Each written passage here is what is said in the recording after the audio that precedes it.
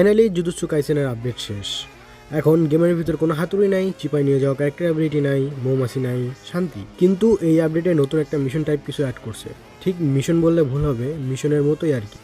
প্রত্যেক ম্যাচের শুরুতেই দেখতে পারবে যে ম্যাপে কি হবে, আলাদা আলাদা ম্যাচে আলাদা আলাদা মিশন। এই সবগুলো মিশন হয়তো আমি খুঁজে পাইনি, যেগুলো খুঁজে পাইছি ওগুলো তোমাদের সামনে দেখাচ্ছি। দেখো, ম্যাচ স্টার্ট হওয়ার সাথে সাথে ম্যাপ ওপেন করবা। ওপেন করার পরে দেখবা এখানে একটা লেখা আছে, যেমন এই ম্যাচে এখানে লেখা আছে something went wrong with the airplane.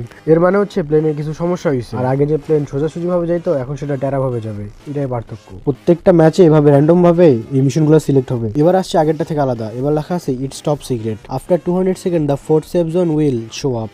এর মানে হচ্ছে ম্যাচ শুরু হওয়ার 200 সেকেন্ড পরে লাস্ট জন কই হবে সেটা ম্যাপে দেখাবে। এর পরের মিশনটি হচ্ছে এম ফর দ্য উইল। এই মিশনে ম্যাপে ল্যান্ড করার সাথে সাথে হাতে একটা টুশোটা ধরা যায়। নেক্সট মিশন হচ্ছে রাইজিং স্ট্রম।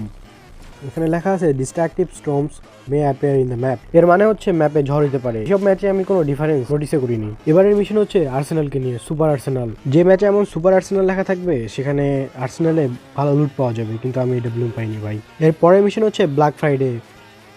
যে ম্যাচে এমন ব্ল্যাক ফ্রাইডে মিশন দেবে, সেই ম্যাচে যে ভেন্ডিং মেশিনগুলো থাকবে সেগুলোর আইটেমগুলোকে তুমি অনেক কম প্রাইসে নিতে পারবা, সেগুলোতে ডিসকাউন্ট থাকবে।